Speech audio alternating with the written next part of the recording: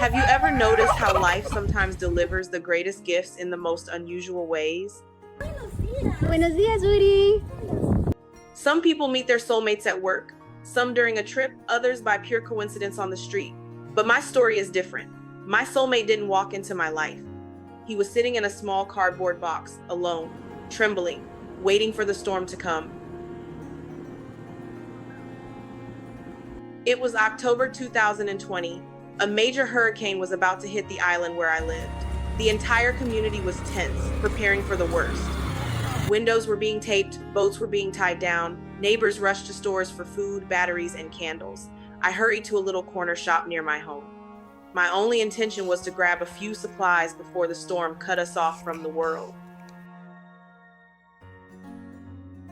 And then I heard it. A tiny, almost desperate sound, soft but filled with a plea I could not ignore. I bent down and saw him. A small bird, barely covered in feathers, trembling inside a dusty box under the table. His eyes were wide, searching, terrified. At first I thought he was a baby chicken, but his body seemed too large, his presence somehow heavier, more significant.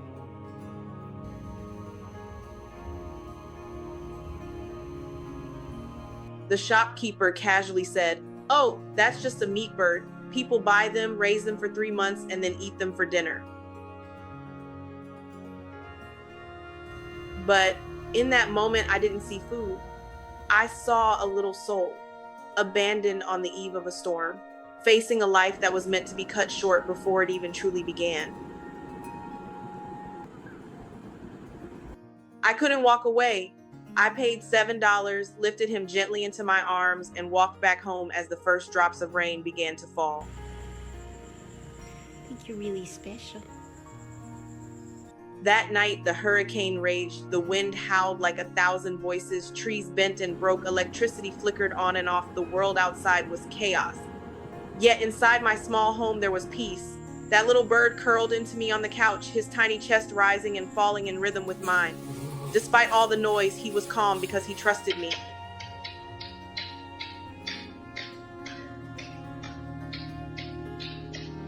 And in that moment, I realized something profound. I hadn't just rescued him, he had rescued me too.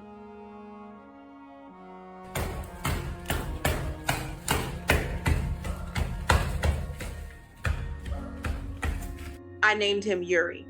From that day on, Yuri became my companion, my teacher, my mirror. He was not just a turkey, he was family.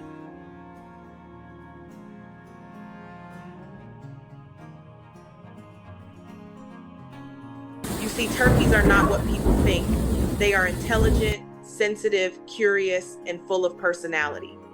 Yuri loved attention, especially at the beach, where strangers would stop to watch him strut proudly, his head glowing in brilliant colors, pink when relaxed, fiery red when angry, deep blues and purples when he wanted to impress. His body was like a living painting, emotions written across his skin.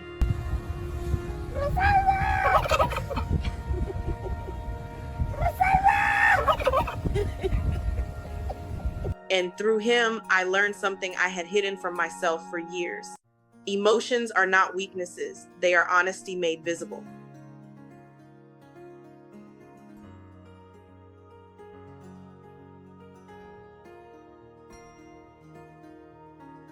I have always been reserved, careful, afraid to show too much of myself. But Yuri, he was unapologetically alive. When he was joyful, the whole world knew. When he was upset, he didn't hide it. He taught me to stop apologizing for my feelings, to accept that vulnerability is not shameful, it is beautiful. He had his quirks too. He loved to try on my shoes, clumsy but determined. He jumped on the trampoline with me, bouncing in his awkward but enthusiastic way. Sometimes he pretended to be a little unicorn so he could sneak into the kitchen and look for snacks. People imagine farm animals love the outdoors, but Yuri, he preferred being inside near me, near the warmth of the home we built together. Perhaps because, like me, he had already known storms. What we both longed for wasn't more chaos, but safety and love.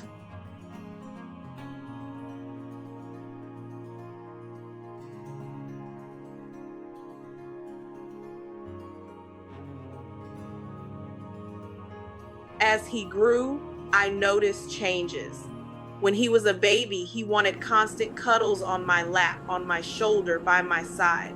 During his teenage weeks, he grew distant, testing independence. But later, as an adult, he returned to his affectionate ways. I saw myself in those stages: the innocence of youth, the rebellion of adolescence, the wisdom of maturity. He wasn't just growing up, he was reflecting back to me the cycles of life itself.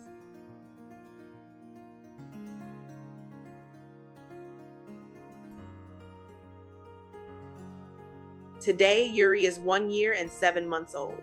That may sound young, but for a turkey bred to be consumed within months, it is extraordinary. Every morning, I prepare him a smoothie with turmeric, cucumbers, and beet foods to strengthen his body to help him live longer. And every day, I tell him, "You are beautiful, I love you." And every time, I mean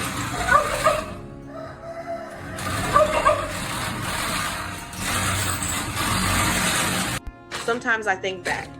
I once dreamed of adopting a dog. I thought my life needed a loyal companion, a traditional pet. Instead, destiny gave me something unexpected, a turkey.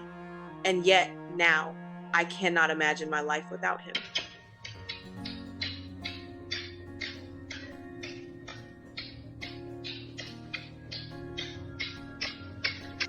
Because maybe that's what soulmates really are. Not always romantic partners, not always even human, but the ones who appear when the storm is at its worst. The ones who remind us that love is not about shape or form, but about presence, trust, and the courage to hold on. And every time I look at Yuri, I know this truth. The storm outside was fierce that night, but the storm inside me, the loneliness, the guarded heart, the fear was even fiercer. And he, a little turkey in a cardboard box, calmed it simply by existing. That is why when people laugh or question me, "Why a turkey?" I only smile. Because they will never understand how fate works, how love works, until they too hold something small, fragile, unexpected, and realize it is the very thing that makes their life whole. So that is the story of Yuri, the little turkey who came into my life on the night of the storm and forever changed the way I understand love, companionship, and faith.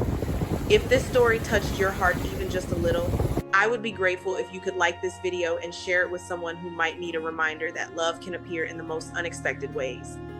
And if you too have ever experienced a tender, unforgettable bond with an animal, with a stranger, or with life itself, please share your story in the comments below, because the world needs more kindness, more goodness, and more reminders that we are not alone.